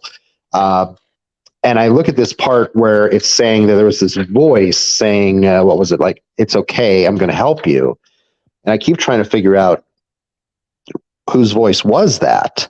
And I just speculate. And I think it could have been Chapin trying to negotiate for his life with Kernoodle dead or dying on the floor. That he's like, oh, I understand. You're upset. I'm going to help you. That could have been. That's a good point, because the probable cause does not say whose voice it was. Did she? No, it doesn't. It doesn't say, and we don't know. And so I think it's Chapin. It was a male voice. We know that much. It could have been Chapin trying to negotiate for his life with Kernoodle dead or dying on the floor, but it also could have been Kohlberger with his victim doing this sort of Hannibal Lecter thing where he's like, Hannibal Lecter is just like, there, just like slipping into a warm bath, it could have actually been Kohlberger trying to control his victim. You know, if a victim is bloody and disoriented, they hear a voice saying, "It's okay, I'm trying to help you." That they may, even though it's their killer. I would love to know whose voice that is. It doesn't say, and you just have to wonder if the prosecution knows whose voice it is, or it's in quote marks because it's probably DM, as it says there. It's exactly what was heard, and there doesn't have to be an explanation for it. They're putting something in there, this odd detail. It's showing how well this witness is remembering details, but of course it's not explained. So, you know, there I'm throwing out my two theories. Is Chapin trying to negotiate for his life, or it's Kohlberger doing a Hannibal Lecter thing? But either one, whether you're hearing Bushy or you're hearing Ethan say, "Hey, I'm going to help you. I'm here to help you," or whatever, that wouldn't ring with you that someone is partying up a storm down the hall. That doesn't sound like a party. So then we go back to the leak, the article saying she assumed it was just partying. That doesn't sound like partying. Okay. Oh, wow. On the fly with no preparation, I've got to try to reconcile these things. How is the statement, "It's okay, I'm going to help you," sound like partying? I bet I could come up with 10 things.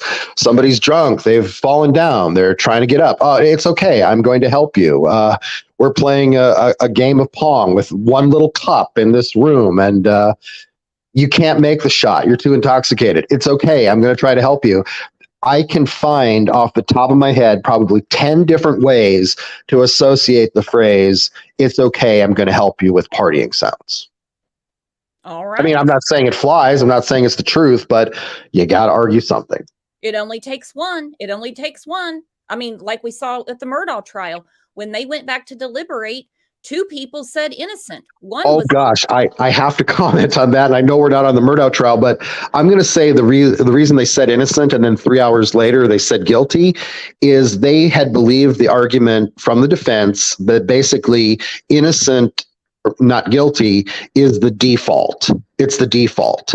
So if they were on the fence, they probably thought, "Oh, I have to say not guilty because I haven't decided he's guilty yet." Those votes may represent nothing more than them saying, "Yeah, he's not guilty until proven guilty." I don't know how strongly they felt he was not guilty. It may have been just them expressing the default setting of not guilty until proven otherwise. Yeah, that makes sense. Snow, now this would be speculation only. I have to make that clear. She says the question is, what side is going to use up their court time to use Dylan as a witness? Oh my. Well, Who is she going to help the most? she's in the prosecution's probable cause, so I would tend to lean toward the prosecution using her the most. But if the other side has to discredit her, they're going to spend a lot of time trying to discredit her, though they may basically say they may have very few questions of the witness except about her being intoxicated, except about her being mistaken about the sounds. You gotta find a way to lessen the credibility of that witness. And the 2 ways that I see right off the top of my head are mistaken about the sounds and probably intoxicated. And her actions are like, go to bed, like. I think the waiting 8 hours to call 911 is going to be brought up. Just my opinion only. I think that has to be explained. We have a lot of people in this chat right now that are nurses that have said over and over how, I mean, on floor 2, how could she stand to smell the blood?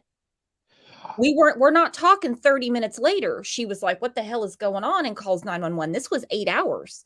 Maybe it could be had a little too much Coors Light a few hours before. I don't know.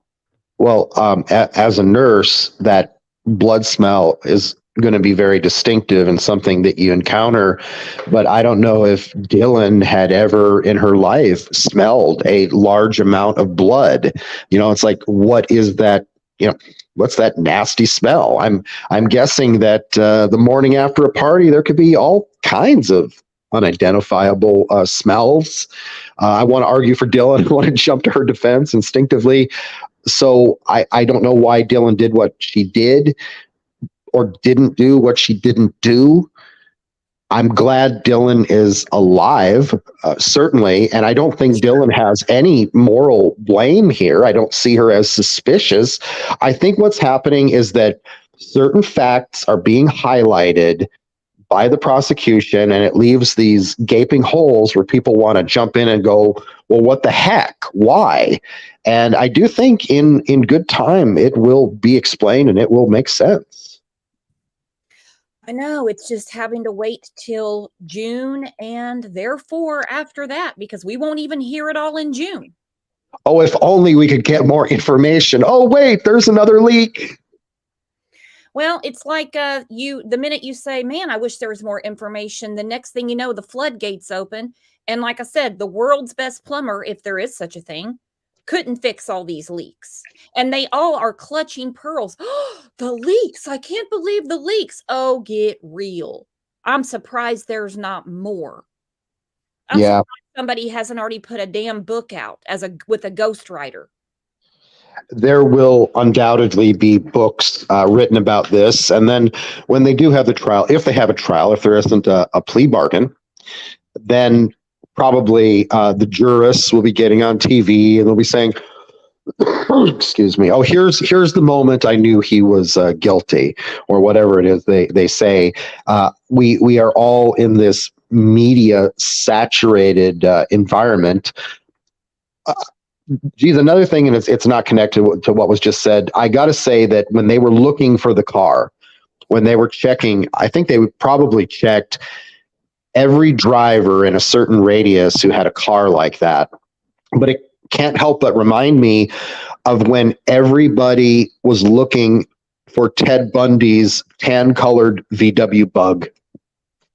I mean, the violence and the shock of the crimes, and you have a car model, and all of a sudden, everybody at that time who had a tan-colored VW Bug, or maybe it was more gold-colored, if I remember, they were all like, it's not me. No, really, I know this is the car I drive, but it's not me. And I just have to wonder what it was like for some of the young male owners of that particular model of car to be in that place at that time. And that being said, obviously, they had a warrant on the car. Obviously. I think they hauled its ass all the way back to Idaho. I'm sure they did. They're going to take that apart piece by piece. I think it's going to be really interesting what they find in that car. I thought it was so clever how they looked for DNA on the seatbelt. Because who would remember to clean a seatbelt? And that would be hard to explain if they ultimately find any of the victim's DNA on the seatbelt or on the little place where you attach the seatbelt, that part right there, on the turn mechanism, just everything in that car, the glove box, everything in that car. Though he probably did a whole lot of wiping down. Oh yeah, he was cleaning the car and everything. It's not a crime to clean your car. Not a crime to clean your car. Not a crime to put your trash in baggies. I got to say that the knife, the reason it can't be found, it's probably sentimental to him. It's probably a fine souvenir, but he knows it's the murder weapon. So it could very well be in a river. And if it were me, if I wanted to find the knife, I'm not saying the police should expend all kinds of scuba resources on this, but if I were an amateur sleuth in the area and I had any kind of, scuba skills, I might be trying to figure, okay, well, where's a logical geographic place where a person would throw a knife? I mean, maybe the knife will never turn up, or maybe one day an amateur scuba diver will find it. Who knows? But could have gotten chucked out somewhere in the Rocky Mountains because they took one hell of a detour. to her. Lone Wolf says there's more than enough evidence to file a wrongful death lawsuit against Dylan if I was one of the parents of the victims. This is so common. No, I'm sorry. I have to disagree. I don't think any lawyer would take that lawsuit, and I can weigh the factors. First of all, even though Dylan has been criticized, she has indeed been criticized, but Dylan is a victim too. She's not terribly morally blameworthy. I think a lot of facts will come out when Dylan takes the stand. I think there'll be sympathy for her. We'll see. But one thing you weigh is the emotional factors. And, the very idea of suing one of the folks in that house, if you're going to sue anybody, you're going to try to sue. Well, there's Kohlberger doesn't have deep pockets. He's not worth suing. His parents don't have deep pockets. He's not worth suing. And Dylan doesn't have deep pockets. I mean, she's a college student. You want to sue her? What is she worth?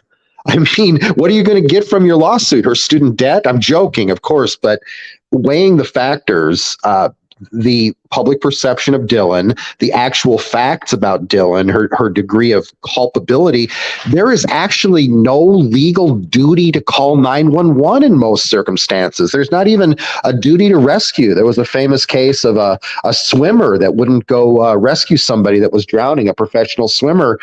There is absolutely no lawsuit against Dylan. You can be mad at Dylan. You could feel like you want to blame Dylan.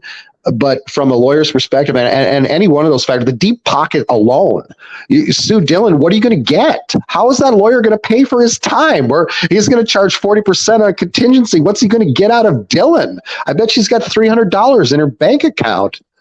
Okay, well, let's say it's for $300.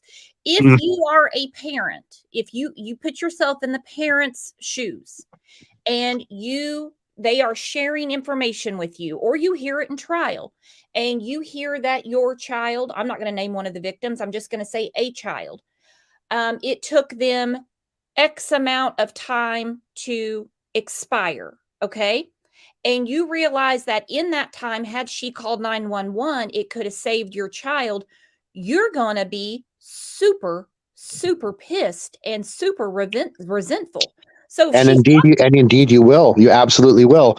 But then if you're going around and you're talking to different lawyers and you're wanting to say, oh, I want to sue somebody, and they're going to, gently take you by the hand and say, I know you feel bad, but here are the reasons why this lawsuit just isn't going to fly. They want to put their feelings somewhere. Some people want to put it into a lawsuit. I got to say that looking around right now, because right away my mind goes to, okay, well, who could you civilly sue here and why? And I'm trying to think, well, obviously, you civilly sue Kohlberger, but what's he worth? I'm trying to find a deep pocket. You want to sue the campus? Well, how can a campus take precautions against a serial killer? It's deep pockets to the side. Going back to what Lone Wolf Oh, I found it. I found a deep pocket. I just came up with a deep pocket, theoretically. If somebody had been asking repeatedly for a Ring doorbell at the house, or if the landlord said, no, I don't want you nailing anything to the outside of that door. If you could somehow show that security precautions had been asked for at that house, had been refused by the landlord, and if there's all kinds of ifs here, if the landlord had a lot of properties and a lot of money, then all of a sudden you found a deep pocket, but you got to somehow show where the landlord was very, very negligent. Again, it's a weak case. I just don't see a civil suit here, but maybe someone will prove me wrong. Maybe there's a civil suit out there somewhere. I don't see it. Stranger things have happened. But we are talking about the emotional side of it. And as a parent, it's going to grind your gears to hear, and they may not hear this. They may not hear this. If it comes to you that your child could have been saved, you're not going to care if it's $300, $3,000, or $300 million. You're going to want someone to pay for not pushing three buttons. You still have to find a lawyer that's willing to take the case, and you want to, but you still have to find a lawyer that's willing to take the case. If the parents want to strike out, clearly Dylan is already being struck simply by criticisms.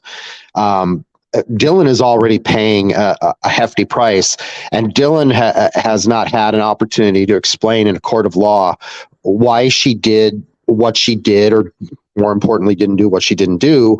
I hate to see Dylan going through all this. I don't find her morally blameworthy. A parent may feel that way. They're entitled to feel that way. They're entitled to feel however they want about what happened. Dylan is another parent's child. I mean, Dylan's gone through a lot. Yep. Please have mercy on Dylan. Have a little sympathy for Dylan. Oh, I'm not going to sue Dylan. Don't worry about me. Oh, yeah. I don't think anybody should Don't worry about me or and anybody. I do not mean to upset people by just trying to, when I advocate for positions, that doesn't mean that I am in my heart, taking those positions. Oh, gosh, right away, I want to say something about the Murdoch trial, but we'd get it all mixed up. It's like Jinbug said, as a parent, it wouldn't be about the money. It would be that she waited 8 hours to call 911, and she didn't call 911. She called her friends over, and they called.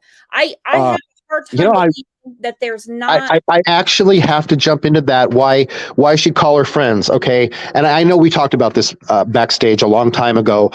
Young people, it's very hard for them the first time they call 911, and I have a son. He's the same age as these victims. Well, a few years older than them, and I remember that there was this act of vandalism that took place right in front of him on his campus, because like a good little nerd, the whole school was closed. Everybody was going home, but he had to wrap up a few things at the place where he had a fellowship. And all of a sudden somebody was, spray painting graffiti. And instead of calling 911, instead of calling campus security, he called me, his dad, who was, nearby, like, Dad, what should I do? And I told him, well, son, here, call campus security. I'll look the number up for you.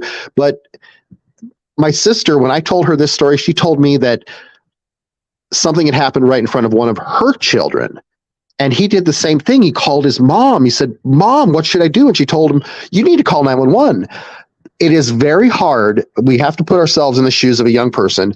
It is hard the first time to know you have to call 911, to know that you have to summon police and ambulances and fire trucks, and you're the one responsible for setting all this in motion. To call 911 the first time when you're a young person, it's hard. As crazy as it sounds to people that are in their 40s, their 50s, it is difficult for a young person to make that decision that they have to call 911. The only rationalization I can make out of it is her not wanting to ring the police, just assuming really it's a partier, it's just some noise, because the police had been at their house so many times for noise complaints. Slim had a great point a few shows ago. It might have been the last show. I've slept since then.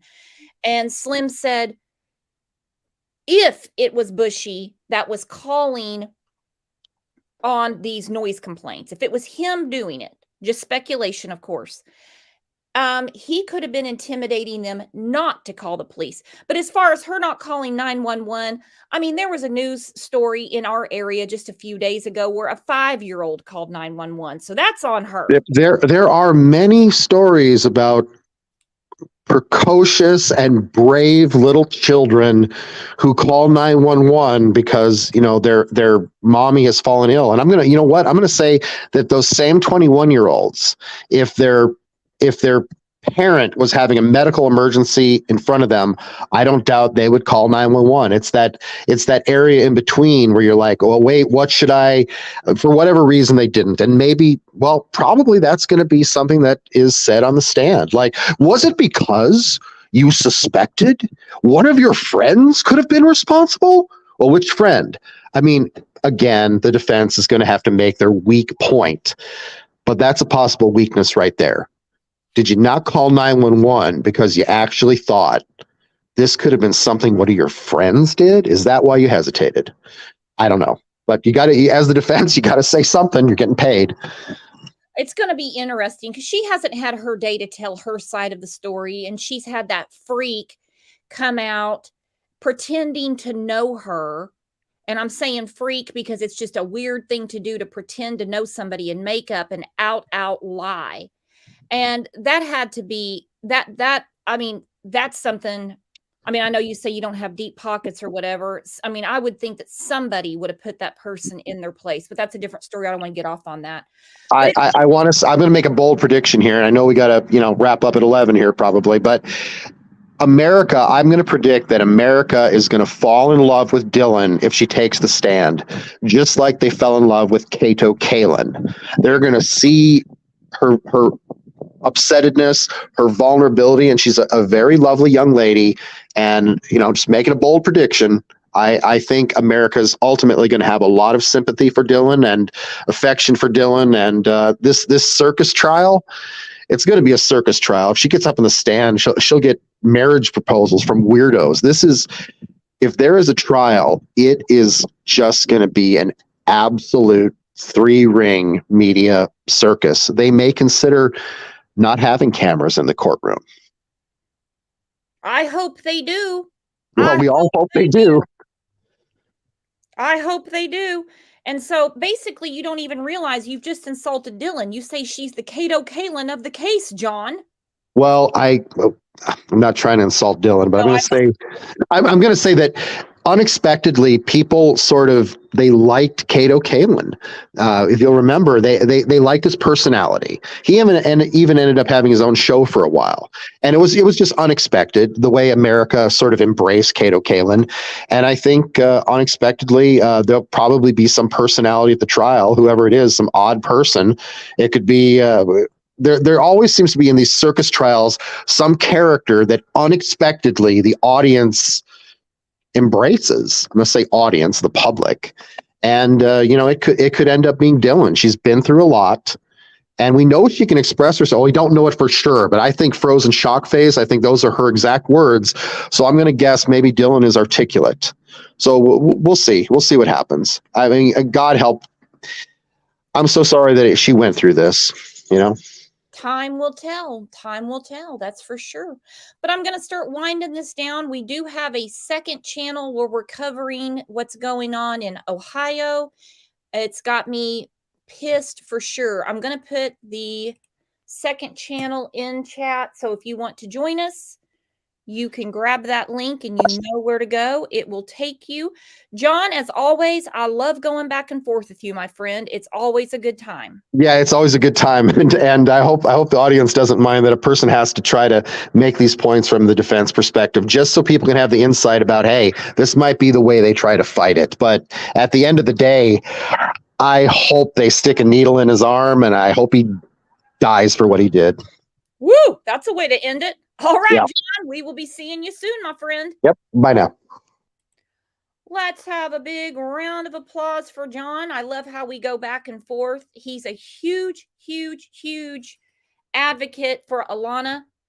And a lot of stuff is going on in that case. I'm just waiting for the right day, the right time when her parents are available and John and everything, and we can get everybody up to date on what is going on in the Alana case, because it's huge, huge, huge deal. So thank you for thanking John. I can't talk right now. But anyway, thank you guys for coming in here this morning, hanging, being cool like you always are. Best chat, best community on YouTube. And if you're so inclined, I will see you back here, not on this channel, the other channel. I'm going to put the link up again. Well, we're going to talk about some things going on in Ohio. I would love to tell you things are getting better, but they're not. And like this case, things aren't getting any better until we get some answers, and we're not going to get some answers until the system does what the system does, which is make us wait. But we can all hang together in the meantime. So I will see you guys when I see you. If I don't see you in the next show or in Discord or one of the Facebook groups, then I will see you back here tomorrow at 9 a.m. You guys are the absolute best.